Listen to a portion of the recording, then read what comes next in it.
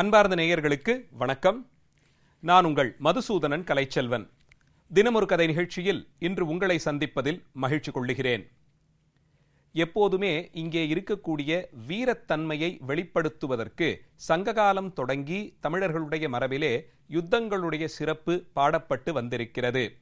இந்திய தேசமெங்கிலும் நமக்கு இருக்கக்கூடிய அந்த ராஜபாரம்பரியம் ஒவ்வொன்றையும் எடுத்து ஆராய்ந்தால் இங்கே பலாயிரம் ஆண்டுகளாக இருந்து வரக்கூடிய வீரத்தின் வெளிப்பாடாக விளங்கக்கூடிய கலைகளுக்கு கொடுக்கப்பட்ட முக்கியத்துவமும், அதை நெறிப்படுத்தி சரியான காலத்திலே அறப்படி யுத்தங்கள் நடத்தி, யுத்த தர்மம் என்றே அதற்கு பெயர், தர்மத்திலிருந்து பிறழாதபடிக்குத்தான் யுத்தங்கள் நடைபெற்றன. அப்படி யுத்தம் செய்து வெற்றி கண்டவர் தம்முடைய உயர்ந்த பண்பின் வெளிப்பாடாக வெற்றி கண்ட நாட்டின் மன்னனுக்கு அந்த ஆட்சியை மீண்டும் கொடுத்துவிட்டு தன்னுடைய ஆட்சிக்கு உடன்பட்டதாய் அது இருக்கும்படியாகத்தான் அறிவிப்பார்கள்.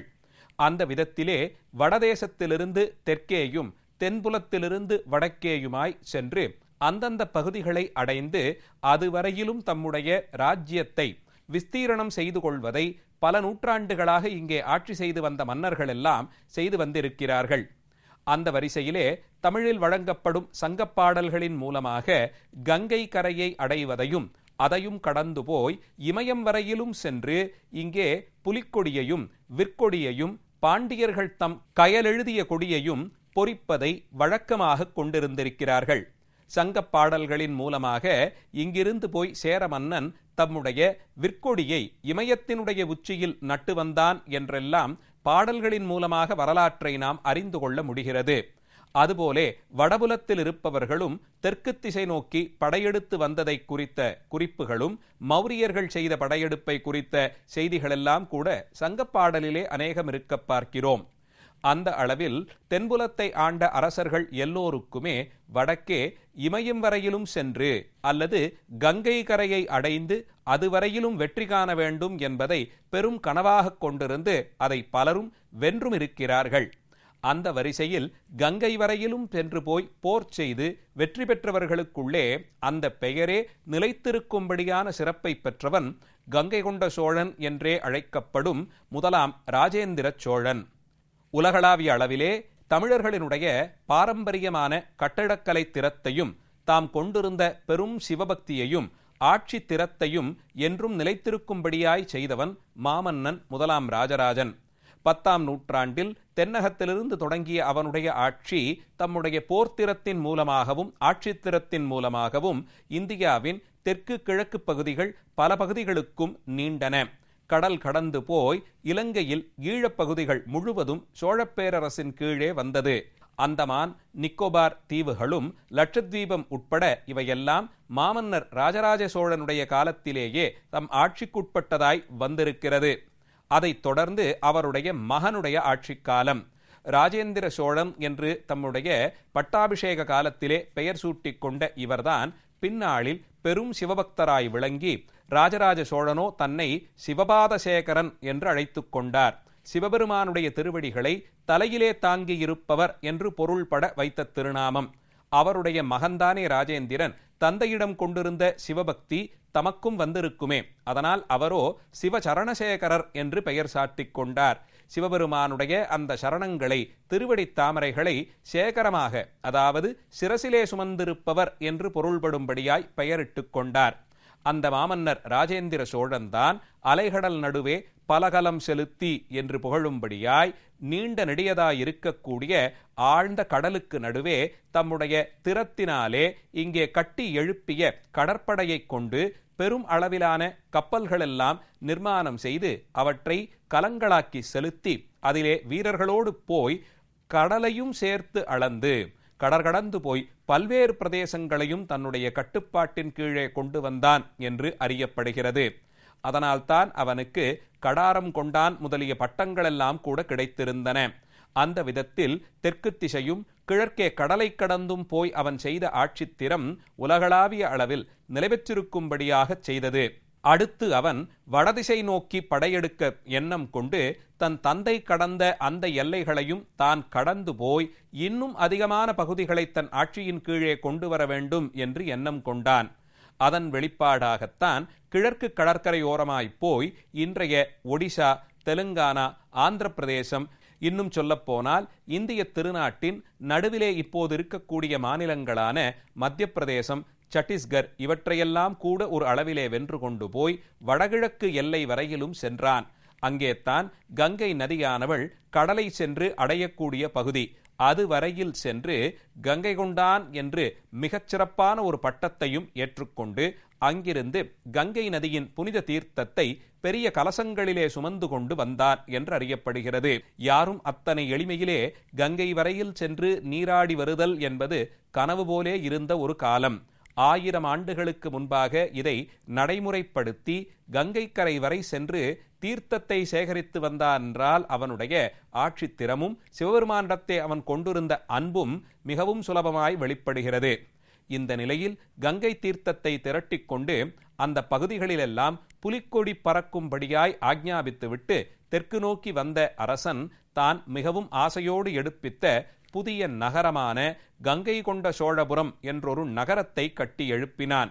இன்றைய தமிழகத்திலே அரியலூர், பெரம்பலூர் அந்த பகுதிகளில் ஜெயங்கொண்டான் என்றழைக்கப்படும் நகரத்திற்கு பக்கத்தில்தான் இந்த கங்கை கொண்ட சோழபுரம் இருக்க பார்க்கிறோம். தஞ்சை கடுத்து சோழ பேரரசின் தலைநகரமாக விளங்கிய இந்த ஊரிலிருந்து தான் தெற்கிழக்கு ஆசியாவின் பல்வேறு நாடுகளையும் ராஜேந்திர சோழன் காலம் தொடங்கி ஆட்சி செய்து வந்தார்கள் சோழ பேரரசுகள். அப்படி சிறப்புடைய அந்த நகரத்தில்தான் தம் தந்தையார் எடுப்பித்தது போலே, தஞ்சை தரணியை அழகு செய்தது போலே இங்கேயும் கங்கை கொண்ட சோழபுரம் என்றோர் ஊரை ஸ்தாபிக்க வேண்டும். அந்த ஊரிலே எல்லாம் வல்ல சிவபரம்பொருளுக்கு பெரியதொரு ஆலயம் எடுப்பிக்க வேண்டும் என்று எண்ணம் கொண்டான். அந்த விதத்தில் கங்கை கொண்ட சோழபுரம் என்ற இந்த பெரும் சிவாலயம் அங்கே கட்டப்பட்டது. உயர்த்தி கட்டப்பட்ட தளத்திற்கு மேலே, உபபீடத்திற்கு மேலே அதிஷ்டானம் தொடக்கமாய் அத்தனை பகுதிகளும் கலை அம்சங்களின்படியே, சிற்பசாத்திரங்களும் சைவாகமங்களும் கூறியிருக்கும்படியே கட்டி எழுப்பப்பட்ட திருத்தலம்.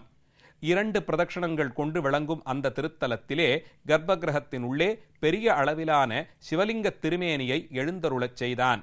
தன் தந்தையாருக்கு யார் வரைபடம் தீட்டிக் கொடுத்தார்களோ அவரையே கொண்டு செய்தது போலே உருவ ஒற்றுமை ஓரளவிற்கு இருக்கும்படியான, பொருத்தமாயிருக்கும்படியாய் தஞ்சை பெரிய கோயிலையும் கங்கை கொண்ட சோழபுரத்தையும் ஒப்பிடுகிறோம்.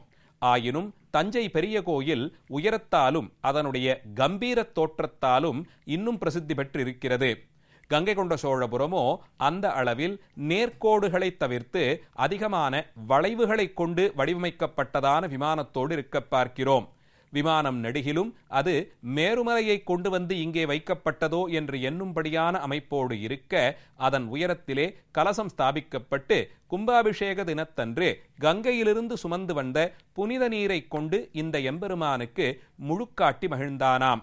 இப்படித்தான் பார்த்து பார்த்து ஆசையாய் எடுப்பித்த அந்த திருக்கோயிலிலே 2 பிரதட்சணங்கள் ஏற்படுத்தி வெளிப்புற திருச்சுற்றிலே தென்கையிலாயம் மற்றும் வடகையிலாயம் என்று 2 புறத்திலேயும் சன்னதிகளை எடுப்பித்தான்.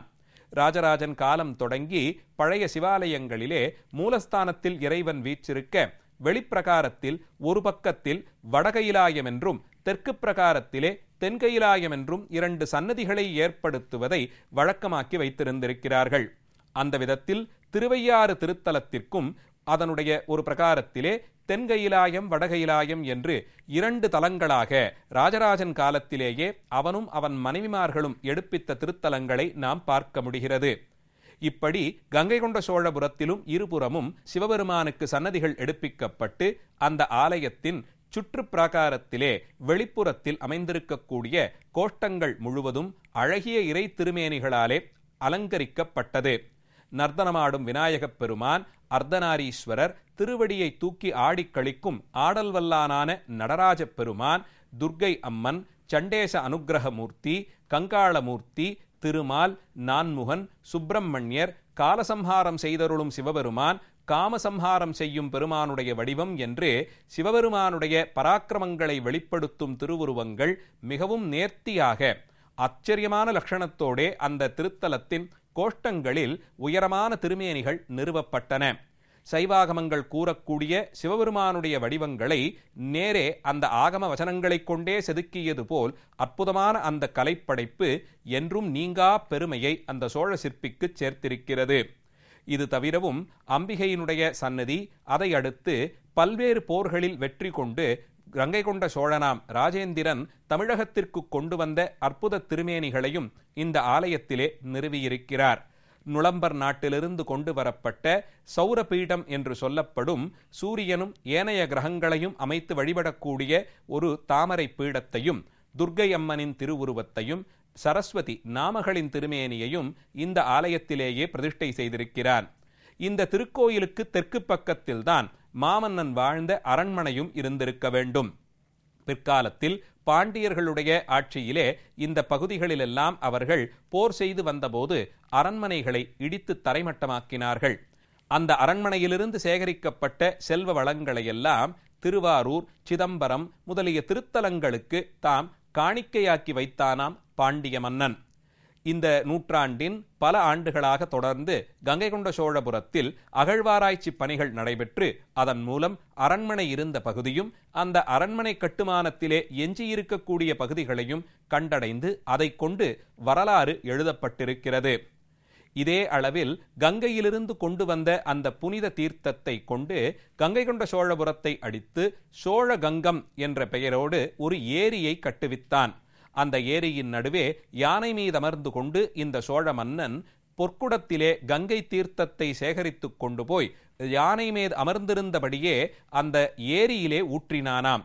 இதன் மூலம் கங்கை வரையிலும் சென்று புனித நீராட முடியாதவர்கள் கூட கங்கை கொண்ட சோழபுரத்திற்கு வந்து சோழகங்கமாகிற அந்த ஏரியிலே நீராடினால் அதிலே கங்கை தீர்த்தம் கலந்திருப்பதால் கங்கையில் நீராடிய புண்ணியம் கிடைக்கும் என்றொரு அர்த்தம். மற்றும் ஒரு பொருள், எப்போதும் ஒரு நாட்டை வென்று முடித்த அரசன் தம்முடைய வெற்றியை, பராக்கிரமத்தை அறிவிக்கும்படியாய் அங்கே விஜயஸ்தம்பம், அதாவது வெற்றி தூண் ஒன்றை நட்டு வைப்பான். இது உலகளாவிய பாரம்பரியம், பல்வேறு அரச மரபிலும் இருக்க பார்க்கிறோம். வெற்றியின் சின்னமாக கல்லால் வடிக்கப்பட்ட தூணை வைப்பதை விடவும் கங்கை வரையிலும் சென்று போய் அந்த தீர்த்தத்தை சேகரித்து வந்தபடியால் ஜெயஸ்தம்பமாக அல்லாது ஜலஸ்தம்பமாக, அதாவது நீரால் செய்யப்பட்ட ஸ்தம்பமாக இருக்கும்படியாய் யானை மீது அமர்ந்து கொண்டு அந்த பொற்குடத்திலிருந்த நன்னீற்றை அவன் ஏரியின் உள்ளே ஊற்ற அந்த தண்ணீர் விழுந்த வேகத்தில் தண்ணீரால் செய்யப்பட்ட ஒரு தூண் போலே காட்சி கொடுத்ததாம். இத்தனை சிறப்புகளோடு அறியப்படும் கங்கை கொண்ட சோழனாம் ராஜேந்திரனுடைய கலைத்திறனும் அவனுடைய சிவபக்தியும் வெளிப்படுத்தும் கங்கை கொண்ட சோழபுரம் சிவாலயத்தை குறித்தும் அந்த அரசனுடைய பெருமைகள் குறித்தும் இன்றைய நிகழ்ச்சியிலே பார்த்தோம். நாளைய தினம் மீண்டும் ஒரு கதையோடு உங்களை சந்திக்கிறேன். நன்றி, வணக்கம்.